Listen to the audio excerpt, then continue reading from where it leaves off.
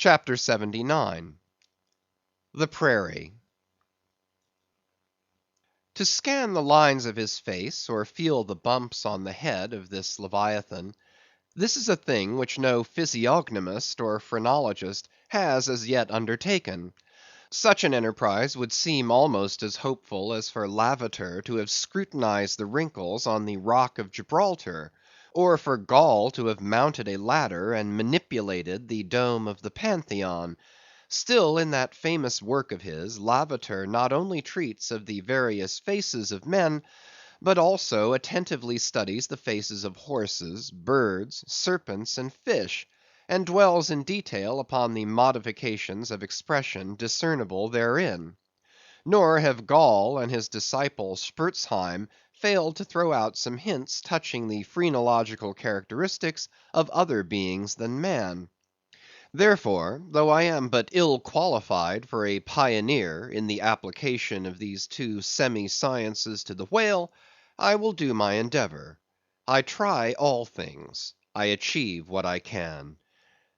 Physiognomically regarded, the sperm whale is an anomalous creature. He has no proper nose; and since the nose is the central and most conspicuous of the features, and since it perhaps most modifies and finally controls their combined expression, hence it would seem that its entire absence, as an external appendage, must very largely affect the countenance of the whale. For, as in landscape gardening, a spire, cupola, monument, or tower of some sort is deemed almost indispensable to the completion of the scene, so no face can be physiognomically in keeping without the elevated open-work belfry of the nose. Dash the nose from Phidias's marble Jove, and what a sorry remainder! Nevertheless, Leviathan is of so mighty a magnitude, all his proportions are so stately, that the same deficiency which in the sculptured Jove were hideous, in him is no blemish at all; nay, it is an added grandeur. A nose to the whale would have been impertinent. As on your physiognomical voyage you sail round his vast head in your jolly boat, your noble conceptions of him are never insulted by the reflection that he has a nose to be pulled; a pestilent conceit which so often will insist upon obtruding even when beholding the mightiest royal beadle on his throne. In some particulars, perhaps the most imposing physiognomical view to be had of the sperm whale is that of the full front of his head. This aspect is sublime. In thought, a fine human brow is like the east when troubled with the morning. In the repose of the pasture, the curled brow of the bull has a touch of the grand in it. Pushing heavy cannon up mountain defiles, the elephant's brow is majestic. Human or animal, the mystical brow is as that great golden seal affixed by the German emperors to their decrees. It signifies, God, done this day by my hand. But in most creatures, nay, in man himself, very often the brow is but a mere strip of Alpine land lying along the snow line. Few are the foreheads which, like Shakespeare's or Melancthon's, rise so high and descend so low, that the eyes themselves seem clear, eternal, tideless mountain lakes; and all above them in the forehead's wrinkles you seem to track the antlered thoughts descending there to drink, as the Highland hunters track the snow prints of the deer.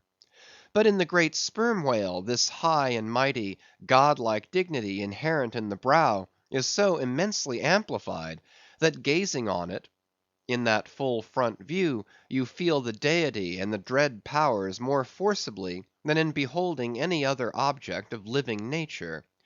For you see no one point precisely; not one distinct feature is revealed; no nose, eyes, ears, or mouth; no face; he has none proper; nothing but that one broad firmament of a forehead, pleated with riddles, dumbly lowering with the doom of boats and ships and men. Nor, in profile, does this wondrous brow diminish; though that way viewed its grandeur does not domineer upon you so. In profile, you plainly perceive that horizontal, semi‐crescentic depression in the forehead's middle, which in man is Lavater's mark of genius. But how? Genius in the sperm whale. Has the sperm whale ever written a book, spoken a speech? No, his great genius is declared in his doing nothing particular to prove it. It is, moreover, declared in his pyramidical silence. And this reminds me that had the great sperm whale been known to the young Orient world, he would have been deified by their child Magian thoughts. They deified the crocodile of the Nile because the crocodile is tongueless, and the sperm whale has no tongue, or at least it is so exceedingly small as to be incapable of protrusion. If hereafter any highly cultured, poetical nation shall lure back to their birthright the merry May day gods of old, and livingly enthrone them again in the now egotistical sky, in the now unhaunted hill, then be sure, exalted to Jove's high seat, the great sperm whale shall lord it. Champollion deciphered the wrinkled granite hieroglyphics. But there is no Champollion to decipher the Egypt of every man's and every being's face.